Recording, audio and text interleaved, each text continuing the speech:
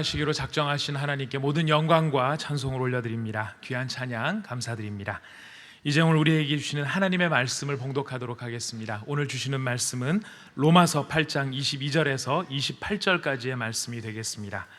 신약성경 로마서 8장 22절에서 28절까지의 말씀을 저와 여러분이 한 절씩 교독하도록 하겠습니다. 피조물이 다 이제까지 함께 탄식하며 함께 고통을 겪고 있는 것을 우리가 아느니라. 그뿐 아니라 또한 우리 곧 성령의 처음 익은 열매를 받은 우리까지도 속으로 탄식하여 양자될 것 곧 우리 몸의 속량을 기다리느니라. 우리가 소망으로 구원을 얻었음에 보이는 소망이 아니니 보는 것을 누가 바라리요. 만일 우리가 보지 못하는 것을 바라면 참음으로 기다릴지니라.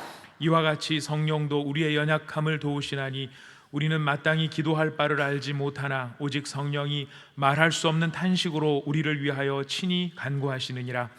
마음을 살피시는 이가 성령의 생각을 아시나니 이는 성령이 하나님의 뜻대로 성도를 위하여 간구하심이니라. 28절을 같이 읽습니다. 우리가 알거니와 하나님을 사랑하는 자 곧 그의 뜻대로 부르심을 입은 자들에게는 모든 것이 합력하여 선을 이루느니라. 아멘. 주님 안에서 사랑하는 형제자매 여러분, 오늘 회중 찬송했습니다마는 주 없이 살 수 없네. 주님은 아신다. 내 영의 깊은 간구 마음의 소원을 주밖에 나의 마음을 네 알아주리요. 우리의 영의 깊은 간구와 소원이 오늘 확인되고 응답되는 명백한 주의 음성 들려지기를 사모합니다. 오늘 말씀의 제목은 연약함은 어떻게 극복될 수 있나. 조금 더 구체적으로 말하면 영적으로 참 피폐하고 어려워진 약자가 어떻게 하면 영적으로 큰 강자가 될 수가 있겠는가. 계속해서 사랑의 교회의 핵심 가치를 같이 나누도록 하겠습니다. 삶을 진지하게 사는 사람들의 고백이 이런 내용이 있습니다. 인생이 흔들리면 올바른 신앙생활을 하면 되고, 맞습니까? 사회가 혼란스러우면 올바른 지도자를 세우면 된다. 저는 여기서 한 걸음 더 나아가지고 인생의 방황은 예수님을 생명과 인격으로 만나면 끝나고, 신앙생활의 방황은 성령님이 도우셔서 말씀을 순종하면 끝난다. 성령님이 도우셔서 말씀의 능력을 체험하면 끝난다. 특히 지금 우리 교회 사역을 하면서 제 마음속에 간절히 기도하는 제목은 새롭게 펼쳐갈 새 시대를 위하여 새로운 세상을 열어갈 영적인 거룩한 능력이 우리에게 주어지게 하여 주시옵소서. 지금 우리 교회와 한국 사회는 새 차원으로 올라가야 합니다. 지난주에 말씀한 대로 마지막 임계점을 돌파해야 할 거룩한 충동을 성령의 능력으로 받아야만 할 것입니다. 아픔과 상처에 사로잡혀가지고 너무 미시적인 것에 마음이 쓰이다가 하나님의 큰 심정, 하나님의 고귀한 사명을 보지 못하는 그런 주관적인 우를 범하는 일이 우리에게 없기를 바라는 것입니다. 다시 정리하면 우리는 지금 신앙의 임계점을 돌파할 수 있는 거룩한 갈망과 충동을 성령의 도우심으로 해결할 수 있도록, 그래서 우리 온 교회가 새 차원으로 이동할 수 있는 전체를 바라보는 시각을 하나님이 허락해 주시기를 사모합니다. 그럼 현실은 어떻습니까? 일반적으로 현실은 오늘 로마서 8장 앞부의 7장 24절에 오라 나는 곤고한 사람이로다. 이 사망의 몸에서 누가 나를 건져내랴. 비탄 어린 탄식입니다. 그래서 오늘 첫 번째 생각할 것은 탄식하는 인생이에요. 탄식할 수밖에 없는 연약한 인생을 말씀하고 싶어요. 여러분, 오늘과 같이 주일날 성장을 하시고 단정한 모습으로 예배를 드리십니다. 하지만 우리 가운데는 지난 주간에 말로 다 할 수 없는 영적 전쟁과 삶의 현장에서 패배하여 마음의 깊은 상처를 갖고 오신 분도 있을지 모르겠어요. 비탄 어린 탄식을 할 만한 그런 상황을 경험하고 오신 분도 있을지 모르겠어요. 겉의 모습은 지금 멀쩡한데 실제의 삶은 너무나 힘들다는 이 간극이 있다는 것이에요. 얼마 전에 세계적인 명배우이며 코미디언이었던 로빈 윌리엄스가 63세로 자살을 했습니다. 이분은 남들을 웃기는 천부적인 재능이 있었습니다. 그분 보면 마음이 편안해질 정도로 아주 참 소박하지만 그러나 명배우였어요. 그런데요, 그의 화려한 웃음 뒤에는 자신의 속 사람은 중독과 우울증으로 영혼이 녹아가는 비탄 어린 탄식을 하고 있었습니다. 결국 자신의 목숨을 자신 스스로 정리하는 그런 안타까운 상황이 된 것입니다. 겉으로는 웃고 유머도 하고 즐거운 것 같지만 오늘 우리 주위의 형제들과 가족들 가운데서 속으로는 감당할 수 없는 내상을 입고 현실의 벽에 짓눌려서 고통하고 신음하는 사람들이 적지 않다는 것입니다. 이사야가 고백한 것처럼 꺼져가는 심지, 흔들리는 갈대. 흔들리는 갈대가 무슨 일을 할 수가 있겠으며 꺼져가는 심지가 어떤 빛을 비출 수가 있겠습니까? 탄식하는 것입니다. 아픈 것입니다. 오늘 본문 22절에도 우리 모두가 다 읽었습니다만 22절에 피조물이 다 이제까지 함께 탄식한다. 23절에도 속으로 탄식한다.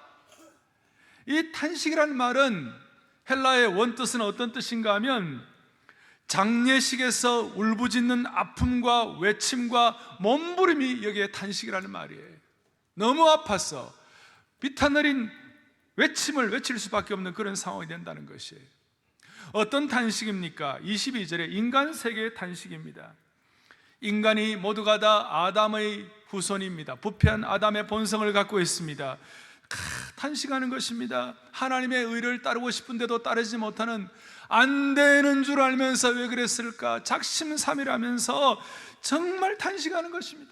좀 더 잘해보고 싶은데도 해결이 안 되는 것입니다. 피조물의 탄식이 있습니다. 오늘 22절에 피조물의 탄식, 이건 자연세계의 탄식입니다. 자연세계도 인간의 탐욕과 죄의 결과로 빚어진 자연 파괴 때문에 큰 탄식을 하고 있습니다. 동물세계도 약육 강식 가운데 생긴 탄식이 있습니다. 한 번씩 여러분 동물의 왕국이라는 그걸 보면요, 제가 거기에 참 탄식하고 싶은 내용이 나오는데 그 중에 하나가 뭐냐, 백수의 왕인 사자가 그렇게 위험 있게 그렇게 참 힘을 자랑하고 힘이 있는데요, 사자도 죽을 때는 힘이 없는 거예요. 사자가 죽을 때 어떻게 하냐, 누가 와서 사자를 뜯어먹나 보니까 하이에나, 여러분 하이에나 아십니까? 너무 안 생겼어요. 너무 모질고 너무 못되게 생겼어요. 그 못된 하이에나가 사자 마지막 죽을 때 공격해가지고 사자를 뜯어먹는 거예요. 제가 제 속으로 탄식을 하는 거예요. 약육강식에 그 늠름한 사자가 하이에나한테 뜯어먹히는 걸 보면서 이렇구나, 탄식이 있는 거예요. 자연세계 아프리카 같은 데는요, 그 광야지만 비만 오면 진초록의 정원으로 바뀌는 거예요. 그렇게 야생화가 아름답게 피고 아름다운 것이요, 아프리카 3년만 비가 오지 않으면 황량한 사막이 되어가지고 거기에 먼지만 펄썩거리면서 그냥 뭐 이렇게 흙만 이렇게 날리는 걸 보면요, 그렇게 탄식이 되는 거예요. 피조물의 탄식이에요.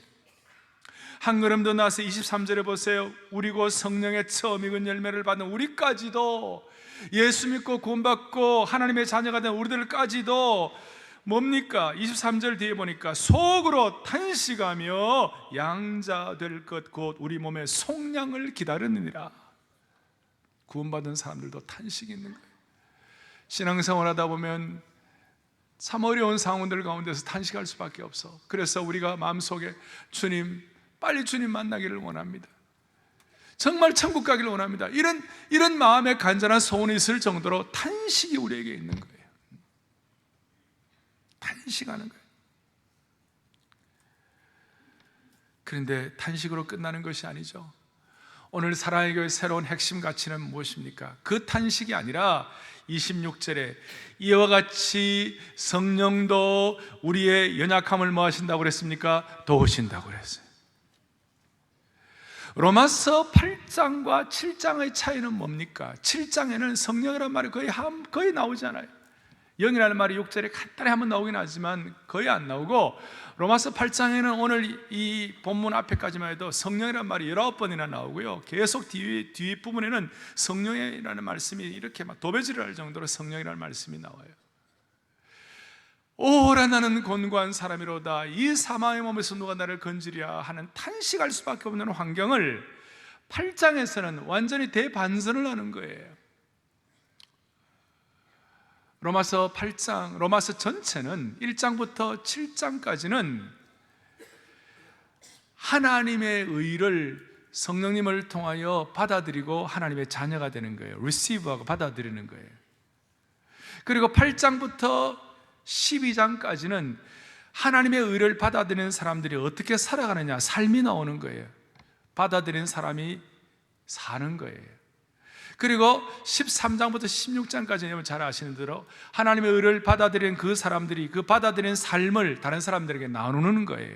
받고 살고 나누는 거예요. 받은 대로 살고 사는 대로 나누는데 이게 막상 쉽지가 않다는 거예요. 이게 어렵다는 거예요. 우리의 삶에 한계가 있다는 거예요. 마음은 온으로되 육신이 약하다는 겁니다. 작심삼일이 된다는 것입니다. 따라서 저와 여러분들에게는 꼭 도움이 필요해요. 우리가 갖고 있는 지식이나 능력이나 나름대로 오늘까지 살아온 것이 다 있습니다마는, 사랑하는 형제자매 여러분, 저와 여러분에게 사랑의 교회를 주님 앞에 서는 그날까지 핵심 가치로 섬겨야 할 것은, 우리 나름대로 주신 은혜가 많고 나름대로 할 수 있는 능력도 있지만, 이 시간 다시 한번 다짐할 것은 뭐냐면, 우리는 자연세계, 인간세계, 구원받은 자라도 탄식할 수밖에 없는 이 상황 가운데서 우리에게는 반드시 도움이 필요하다. 어떤 도움이 필요하냐? 성령의 도우심이 필요하다. 연약한 자를 도우시는 성령의 도우심이 필요하다. 이것이 우리의 핵심 가치예요. 교회가 겉으로 부흥하고 대단한 것 같고 이런 건물을 짓고 하지만 이것은 아무것도 아니고, 오늘 우리에게 주님 앞에 서는 그날까지 집중해서 생각할 것은, 주여 우리는 연약하고 탄식할 존재이오니 성령님이 우리를 도와주십시오. 이것이 우리의 핵심 가치예요. 연약함을 도우시는 성령님. 저는 지금도 기억해요. 2년 전에 원단 금식 기도회를 저희들이 할 때에 저희 교회 포에버 어른들인 여러분들이 나오셔가지고 로마서 8장을 암송한 것을 저는 기억해요. 6년 전에 거의 3천여 명의 순장님들이 잠실 체육관에서 30주년 기념 우리가 집회를 하고 예배를 드릴 때에 그때 나오셔서 북소리와 함께 양각 나팔을 울리면서 그 나팔 소리와 함께 로마서 8장을 우렁차게 암송할 때 그때의 감동을 잊을 수가 없어요. 저희 교회의 핵심 가치는 제자훈련을 마치고 사역훈련을 하면서 6주일 동안 로마서 8장을 6주일 동안 정죄는 끝났다부터 시작해서 아무도 끊을 수 없는 관계까지 집중해서 성령의 도우심을 사모하고 간구하는 거예요. 우리 교회 사역 주님 앞에 서는 그날까지 다시 한번 우리는 성령님의 도우심을 받을 수 있는 교회, 성령님의 도우심을 받을 수 있는 교회 평신도 지도자들, 이 예배 참여한 모든 성도들 되기를 간절히 소망합니다. 중요한 것은 우리는 성령의 도우심을 받아서 이 탄식을 극복해야 한다는 것입니다. 자, 오늘 보십시오. 26절 다시 한번 보시겠습니다. 이와 같이 성령님도 우리의 연약함을 도우신다 그랬어요. 연약함을 갑자기 무슨 우리를 초월적인 강자로 만드신다든지, 아니면 스피리추얼 자이언트를 만드신다든지, 아니면 대단한 천사로 만드신다든지 그렇게 하지 않으시고 우리의 연약함을 그대로 두시고 그 연약함 가운데서 우리를 두시지만 우리를 연약함 가운데서 도와주신다는 거예요. 갑자기 우리가 슈퍼맨이 되는 것이 아니에요. 연약하지만 성령이 도우신다는 거예요. 우리가 얼마나 연약한 존재입니까? 우리는 5분 뒤를 알 수 없는 존재예요.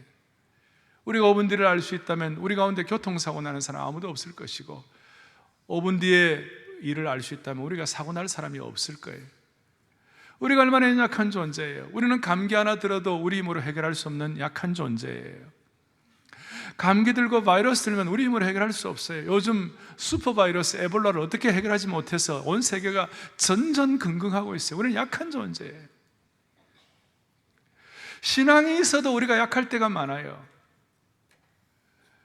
C.S. 루이스라는 기독교 변증가이자 최고의 지성인이자 그야말로 그 세계가 낳은 지성인이지만 그 지성 가운데서도 참 회의하다가 예수 그리스도를 생애 구주의 주님으로 제대로 영접하고 내가 믿는 기독교라든지 뭐 이런 귀한 책들을 써가지고 세계의 수많은 사람들을 주님 앞으로 인도한 그런 놀라운 변증가 C.S. 루이스 아닙니까?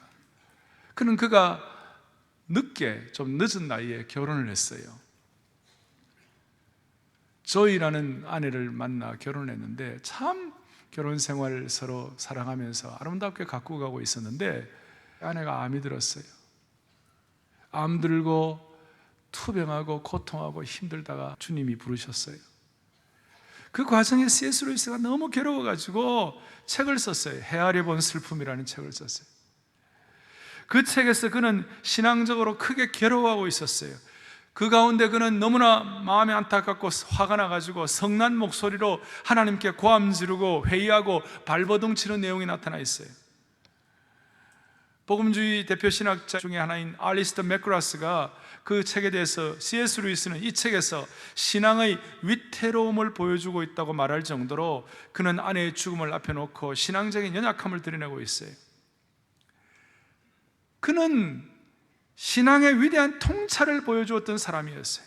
그렇지만 아내의 고통을 보면서 일시적으로나마 큰 연약함과 신앙의 상실을 보이는 듯한 모습을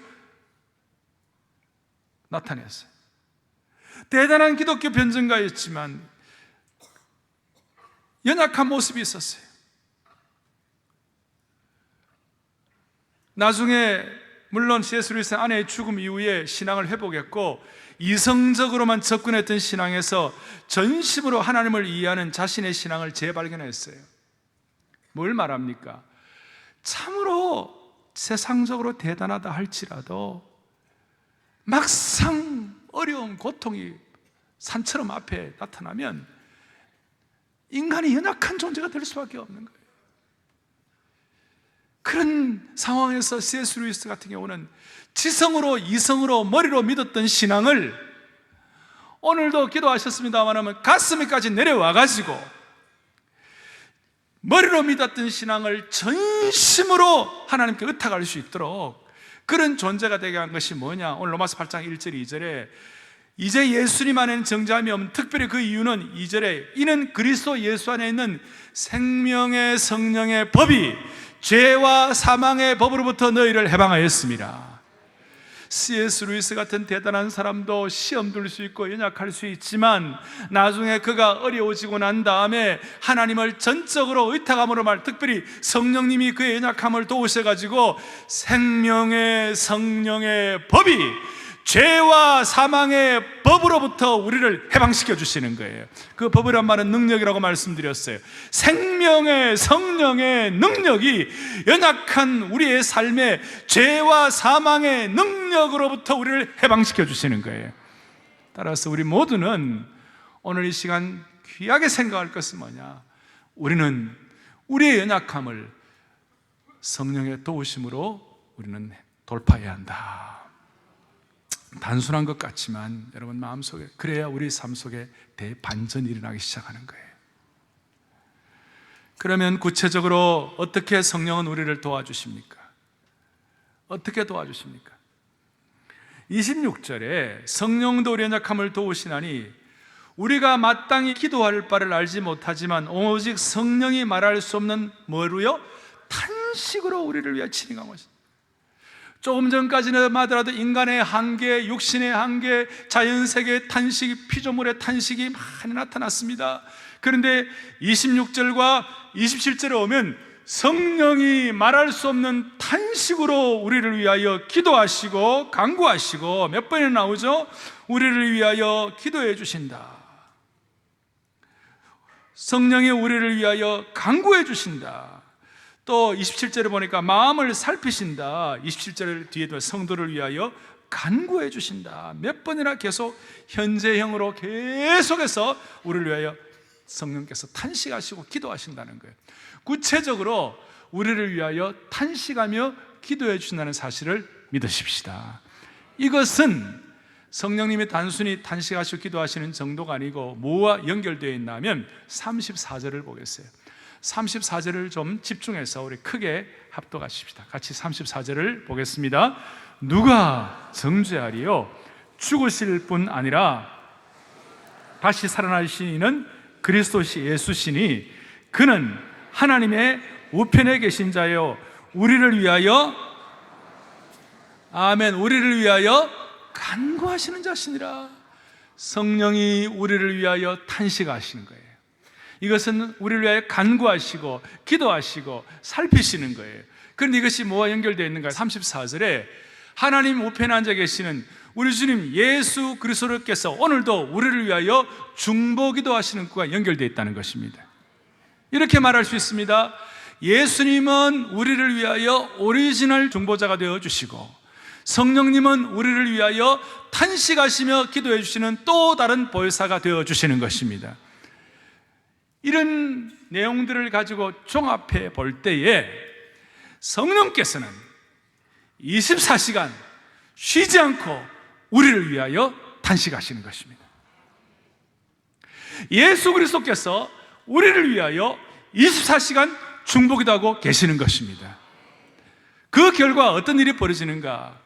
살맛도 안 나고 마음이 너무 낙심되고 극심한 고통 가운데서 이제는 죽어버려야지, 내가 무슨 이유로 더 살아야 되나, 그렇게 완전히 엎어져 있던 사람이 여러분 희한하게도 성령님에 대해서 민감해지고 성령님을 사모하고 성령님의 지배를 받기를 원하고 성령님에게 압도하는 삶이 되기를 소망하는 그 순간 희한하게도 회복이 되는 것이에요. 희한하게도 다시 반전의 역사가 일어나는 것이에요. 연약한 자가 다시 살아나는 것이에요. 오늘 꼭 우리의 마음속에 다짐하고 나가셔야 될 거 있어요. 피조물의 탄식과 인간 세계의 연약함이 가진 비탄어린 탄식이 있지만 동일하게 24시간 성령 하나님께서 우리를 위하여 친히 탄식하시는 것을 믿습니다. 중보자 되시는 예수 그리스도께서 하나님 우편에서 친히 중보게 되어 주시는 것을 믿습니다. 여기에 대해서 여러분들 민감해지셔야만 되는 겁니다. 오늘 정말 우리의 마음속에 성령님의 연약함을 도우시는 것에 대해서 민감해지길 바랍니다. 사랑의 교회가, 우리 모든 평신도 지도자들이, 온 공동체가 이제 성령님께 더욱 민감하십시다. 24시간 쉬지 않고 끊임없이 기도하시는 그 성령님에 대해서 민감하십시다. 그럴 때 주님의 대반전의 역사를 일으켜 주실 것입니다. 세상살이에도 인간 사이도 어떨 때는 깜짝 놀랄 정도로 반전의 역사가 일어나는데 하나님 나라에는 오늘 이 위대한 비밀이 숨어 있기 때문에 언제든지 주님께서 허락하시면 대반전의 역사가 일어나는 것입니다. 우리가 그것을 믿기 때문에 낙심한 자리에서도 벌떡벌떡 일어날 수가 있습니다. 할렐루야. 그런데 성령께서 어떻게 구체적으로 우리의 약함을 위하여 탄식하시고 기도하시고 도와주시는가? 오늘 26절에 보니까 우리가 마땅히 기도할 바를 알지 못하나 우리를 위하여 친히 간구하신다 그랬어요. 무슨 말이냐? 우리는 약한 존재인데 어떨 때는 어느 정도 약한가? 어떻게 기도할지를 모르는 거예요. 여러분 너무 힘들면 기도가 안 나오죠. 또 어떨 때는 무엇이 가장 좋은 기도인지도 잘 몰라요. 어떨 때는 내 기도의 최우선 순위가 뭘 해야 할지 그것도 잘 몰라요. 기도할 힘이 없어서 낙심하고 쓰러져 있는 분에게, 기도의 제목이 무엇이 최우선 순위가 되어야 할지를 모르는 사람에게, 어떻게 하면 가장 귀한 기도를 해야 할지도 모르는 사람에게 성령께서는 이것이 최우선 순위의 기도의 제목이다, 이것을 꼭 기도해라, 그리고 낙심한 자를 벌떡 일으켜 세워주는 그런 기도를 하게 하심으로 말미암아 어떻게 하든지 하나님이 원하시는 기도를 하게 하심으로 기도 응답을 허락해 주신다는 것입니다. 기도의 제목이 잘못되면 고쳐주시고, 기도의 우선순위가 틀리면 바로잡아 주시고, 기도의 제목이 생각 안 나면 생각나게 해주시고, 낙심하고 누워있는 자리에서 벌떡 일어나게 하셔서 여한 하나님이 원하시는 기도 제목하게 해주셔서 하나님의 뜻대로 하는 기도를 통하여 무엇이든지 주께서 주님 앞에 하나님의 뜻대로 기도하면 그대로 이루실 줄을 확신하라, 이렇게 하죠. 사랑의 교회가 존속하는 한 오늘 이 핵심 가치의 자세에서 조금도 벗어남이 없도록 불쌍히 여겨 주시기를 바랍니다. 우리는 가끔 가다가 영적으로 잘 나갈 때 우리 나름대로 생각과 판단의 능력이 있습니다. 그렇지만 그것이 어떨 때는 하나님의 뜻이 아닐 때가 있어요. 영적으로 잘 나갈 때 나름대로 영적으로 성숙했다는 분들의 판단 가운데서도 맞지 않을 때가 있어요. 사도행전 9장에 보면 베드로가 얼마나 놀라운 일을 하는지, 중풍병자를 낫게 하고 베드로의 말씀 앞에 사람들이 깨어지기 시작하고 심지어 도르가라는 죽은 사람을 살리는 거예요. 여러분, 죽은 사람도 살리는 베드로예요. 얼마나 대단합니까? 바로 이어서 사도행전 10장에 하나님께서 베드로에게 환상을 보여주셔가지고 백부장 고넬료, 이방 사람 로마의 백부장 고넬료가 주님 앞에 돌아올 수 있도록 베드로에게 복음 전파할 기회를 주시는데, 베드로처럼 성숙하고 성령 충만한 사람도 판단이 올바르지 못했어요. 아니, 구원은 유대인들만 받는 거지 유대인들 말고 이방 사람들이 어떻게 구원을 받을 수가 있나, 이런 생각, 이런 전통적인 의식에 꽉 사로잡혀 있었어요. 그럴 때에 하나님께서 베드로를 어떻게 하시는가? 아니, 자기는 그런 부정한 음식은 못 먹고 이방 사람들에게 선교하는 것이 자기는 쉽지 않다, 이런 식의 표현을 하니까 사도행전 10장 19절 20절 이런 내용이 나와 있어요. 읽어보겠습니다. 같이 우리 크게 합독하죠. 베드로가 그 환상에 대하여 생각할 때 성령께서 그에게 말씀하시되 두 사람이 너를 찾으니 일어나 내려가 의심하지 말고 함께 가라, 내가 그들을 보내었느니라 하시니. 아멘. 뭐라고 되어 있습니까? 일어나 내려가 의심하지 말고 함께 가라 그랬어요. 누가 말씀하시는 거예요? 19절 뒤에 중간에 생략하면 성령께서 베드로에게 말씀하시되 일어나 내려가 의심하지 말고 함께 가라, 그렇게 하는 거예요. 하나님의 뜻대로 보내시고 하나님의 뜻대로 하게 하도록 말씀하시는 거예요. 우리는 성령의 도시에 민감하다 하는 것은 다른 뜻이 아니라 성령께서 하나님의 뜻대로 기도하게 해주시는 것을 믿으십시다. 성령께서 우리를 하나님의 뜻대로 기도하게 하는 자로 도우실 때, 다시 얘기합니다, 연약한 상태로 그대로 두세요. 연약한 상태로 그대로 두시면서 우리의 기도의 제목을 교정하시고 하나님의 뜻대로 기도하게 하시도록 민감하게 만드셔서 하나님의 일을 이루시는 겁니다. 다윗이 골리앗을 무찌를 때에 우선 다윗이 갑자기 2m로 커지고 골리앗과 맞상대가 될 정도로 힘을 소유하고 능력을 가지고 그렇게 나아간 것이 아니에요. 연약한 채로 그대로 그냥 갑옷도 없이 그냥 목동의 옷을 입고 막대기 하나 들고 물맷돌 5개 들고 그냥 그거 갖고 나간 거예요. 연약한 모습이에요. 하지만 연약한 다윗을 주의 영이 임하여 도우실 때 그가 강력한 하나님의 도구가 될 수가 있었던 거예요. 옛날 지혜로운 우리 신앙세계, 옛날 신앙의 선배들, 어른들이 자주 하는 말씀이 있어요. 우리 모두는 다 연약한 자다. 마치 종이 조각과 같이 이렇게 약해서 이 종이에 이런 인생의 창이와 찌르면 뚫릴 수밖에 없는 이런 연약한 존재이다. 하지만 이 종이같이 연약한 인생이라도 이런 큰 쇠붙이, 강철판 같은 큰 쇠붙이에다가 이 종이가 탁 붙어 있으면 창들이 날라와 찌른다 할지라도 이 창의 날이 무뎌질 뿐이다. 할렐루야. 우리 잘 아는 내용들이지만 다시 한번 반복하고 마음속에 확증을 해요. 우리는 마치 나무 토막과 같이 인생의 바다에서 둥둥 떠다니면서 이리 표류하고 저리 표류하고 부평처처럼 휘두를 수밖에 없는 인생이다. 그렇지만 강력한 쇠붙이와 같은 인생의 중심을, 무게 중심을 잡아주는 이런 큰 쇠덩이가 있으면 거기에다가 나무를 탁 붙이게 되면 더 이상 떠다니지 않고 무게 중심을 잡고 착 가라앉을 수가 있다. 나무 토막의 재료나 나무 토막의 성격이나 나무 토막의 어떤 능력이 바뀐 것이 아니다. 단지 쇠붙이에 붙어 있을 뿐이다. 그러나 그것이 중심을 잡아주는 것이다.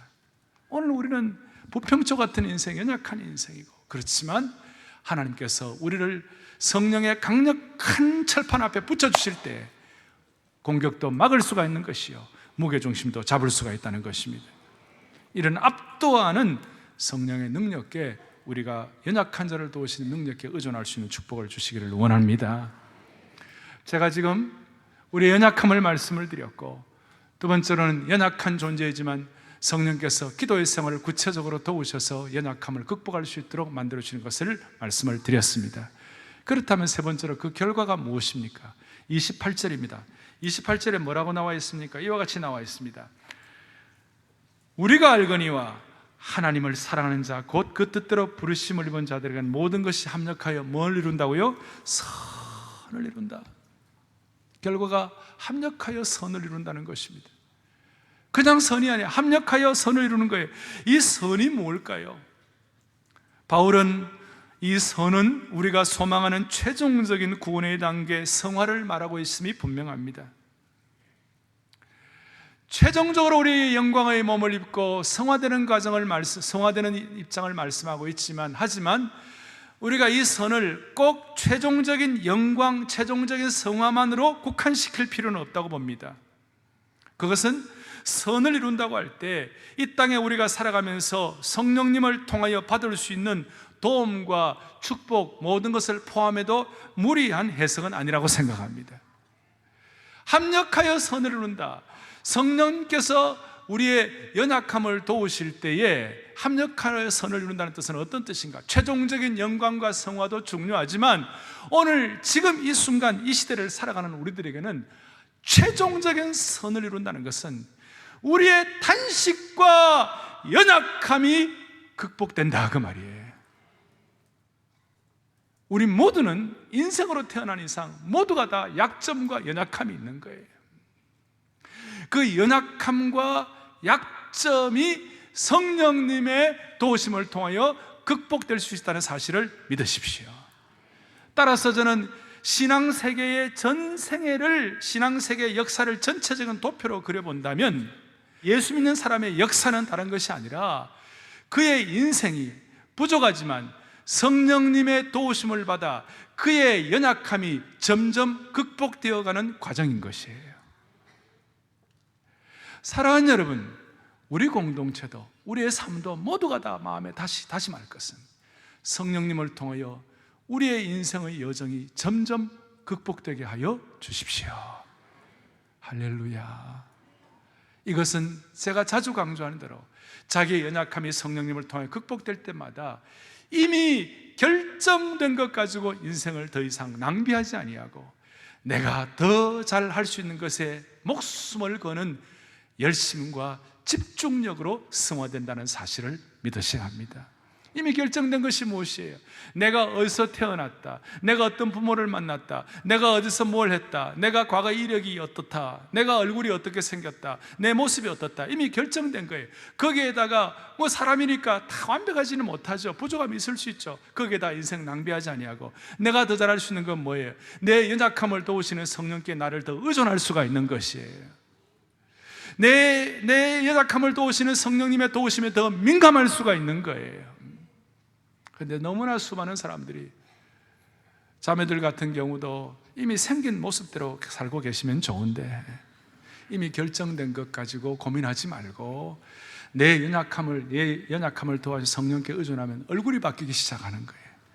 얼굴이 상처받은 마음의 아픈 얼굴에서 성령님의 도우심을 통하여 성령님의 도우심의 얼굴이 되는 거예요. 온 해를 받은 사람이 은혜상으로 바뀌는 거예요. 알 사람만 알도다. 알 사람만 알도다. 자신의 약점대로 살지 아니하고 성령님의 도우심을 통하여 연약함이 극복됨으로 말미암아 은사와 강점으로 사는 것이에요. 이럴 때 우리는 패배주의를 극복할 수가 있습니다. 해도 안 된다는 차원에서 돌파될 수가 있는 것입니다. 데이비드 웰스라는 미국의 골든 코넬 신학교의 교수가 있습니다. 그는 기도에 대해서 이런 얘기를 합니다. 기도는 인간 현실에 대한, 인간 현상에 대한 반역이다, 그런 말을 합니다. 무슨 뜻입니까? 현실 세계에 오염된 것, 현실 세계에 타락한 것, 현실 세계에 비정상적인 것, 우리를 무너뜨리는 모든 것으로부터 혁명을 일으킨다는 뜻이에요. 그 상황을 반전시킨다는 뜻이에요. 하나님께 기도한다는 것은 우리의 타락하고 죄악된 상태에 대한 반역으로서 그 상태에 머물러 있지 않기를 몸부림치는 것이기 때문에 그것이 기도라는 것이에요. 오늘 성령님의 도우심으로, 특별히 성령께서 우리의 기도 생활을 도와주심으로 말미암아 상황이 뒤집어질 수 있다는 사실을 믿으십시다. 대반전의 역사가 일어나는 것입니다. 비정상적이고 타락되고 잘못되고 상처받은 것들을 무너뜨릴 수 있는 판을 바꾸는 거룩한 혁명이 우리 가운데 일어나기를 소원하는 것입니다. 기도는 부패한 현상에 대한 반역이요, 우리의 삶에 대한, 삶의 나태한 현실에 대한 영적인 긴급 조치라고 말할 수가 있는 것입니다. 오늘 사랑의 교회가 이 거룩한 현실 세계에 타락되고 무너뜨리고 상처받은 것들에 대한 반역 혁명을 일으킴으로 말미암아 성령의 도우심을 가지고 우리의 삶의 역사가 대반전될 수 있도록, 그래서 나도 모르게 주님, 내 인생의 역사는 내 연약함이 성령님의 도우심을 받아 극복된 역사인 줄로 믿습니다, 이렇게 고백할 수 있도록 한 분 한 분 명백한 주의 음성을 들려주시기를 원합니다. 이럴 때 우리는 갈대와 같이 흔들리는 인생이, 꺼져가는 등불 같은 인생이 다시 한번 대반전을 기록할 것입니다. 사사기 6장에 보면 기드온이 나옵니다. 사사기가 얼마 안 되잖아요. 그런데 6장, 7장, 8장, 석장, 무려 석장을 기드온에 대해서 할애를 했습니다. 기드온이 얼마나 뭐라고 그럴까요? 마음이 막 소심하고 나약하고 어떻게 보면 좀 비겁한 자였는가 하면 포도주를 만드는 틀에서 숨어서 곡식을 타작했어요. 곡식을 타작하려면 좀 넓은 마당에 가지고 타작을 해야 될 거 아닙니까? 포도나무즙 틀은 조그만해, 포도주 틀은 거기다 갖고 이렇게, 그런 소심한 기드온이었어요. 이 소심한 기드온이 얼마나 나중에 하나님의 역사를 보여달라고 몇 번 하다가 하나님께서 사람 붙여주셔가지고 미디안과 함께 싸울 때에 32,000명을 보내셨어요. 근데 하나님께서 32,000명이 하면 안 된다, 정예부대가 필요하다. 그래서 제대로 선포를 하니까 22,000명이 날라가고 10,000명만 남았어요. 10,000명 갖고도 안 된다, 300명 갖고 와라. 300명을 데리고 기도원의 역사 아시잖아요. 그 미디안 대군을 물리칠 수 있도록, 그 소심한 사람이, 이런 사람이. 근데 그 원인이 딱 하나예요. 사사기 6장 34절에 보시겠습니다. 같이 읽어보겠습니다. 여호와의 영이 기드온에게 임하시니 기드온이 나팔을 불매 아비에셀이 그의 뒤를 따라 부름을 받으니라. 그 이후로 막 전쟁에 승리하는 내용들이 쭉 나오는데, 사랑하는 여러분, 원인이 뭡니까? 여호와의 뭐예요? 영이 기드온에게 임하시니. 그 소심한 기도원이 큰 용사가 된 것입니다. 대반전의 역사가 일어난 것입니다. 오늘 이 은혜를 우리 온 성도들 개인의 삶마다 누리시기를 원하고, 이번 주 화요일 날 수요일 날 우리 교회는 순장 수양회를 올해는 순장 수양회만 하지 아니하고 2006년에 했던 리더스 컨퍼런스를 8년 만에 다시 한번 제2차 리더스 컨퍼런스를 통하여 저희 교회에 소속된 모든 주일학교 교사, 청년대학 리더들까지 7,000여 명의 성도들이 함께 모여, 지도자들이 함께 모여 하나님이 주시는 연약한 자를 도우시는 신앙과 사역의 대반전을 감당할 수 있도록 은혜 주시기를 소망하는 것입니다. 이를 위하여 우리는 주님이 원하시는 기도를 하십시다. 어떤 기도를 원하십니까? 누가 아비에게 떡을 달라면 돌을 주는 자가 있겠으며, 누가 아비에게 생선을 달라면 정갈과 뱀을 줄 자가 있겠느냐? 하물며 너희 천부께서 구하는 자에게 성령을 주시지 않겠느냐? 오늘 우리의 마음속에 성령에 대해서 민감하고 연약함을 극복시켜 주시는 성령님께 우리를 의탁함으로 말미암아 저와 여러분들의 인생, 우리 교회 사역에 대반전이 일어날 수 있도록 한 분 한 분 붙잡아 주시기를 간절히 소망합니다. 가슴에 손을 얹겠습니다. 중요한 순간입니다. 제가 한번 기도할 때 여러분 마음을 가여 저와 같이 기도하겠습니다. 살아계신 하나님 아버지, 꺼져가는 심지를 끄지 않으시고 상한 갈 때도 꺾지 않으시는 살아계신 하나님 아버지, 오늘 참으로 연약함 때문에 탄식하는 주의 백성들을 새롭게 하여 주시기를 소망합니다. 이 세상에 들리는 복잡한 모든 사람들의 말을 듣지 아니하고, 사람들의 말에 환경에 영향을 받지 아니하고, 오직 연약한 자를 도우시는 성령님께 의존함으로 말미암아 비겁한 자가 큰 용사가 되게 하여 주시옵소서. 현상에 대한 혁명을 일으키는 기도의 용사가 되게 하여 주시옵소서. 하나님 사랑의 교회를 불쌍히 여겨주셔서 모든 성도들 공동체가 시대를 새롭게 하는 새 차원으로 올라가는 하나님의 거룩한 능력자들이 되게 하여 주시옵소서. 예수 그리스도 우리의 중보자 되시는 살아계신 주님의 이름으로 간절히 기도 올리옵나이다. 아멘.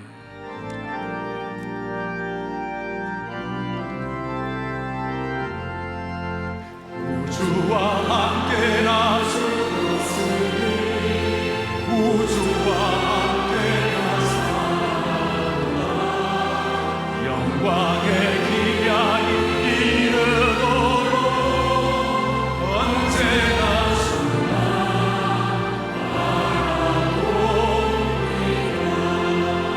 언제나 주는 말씀 언제나 새 생명 주시나니 영광의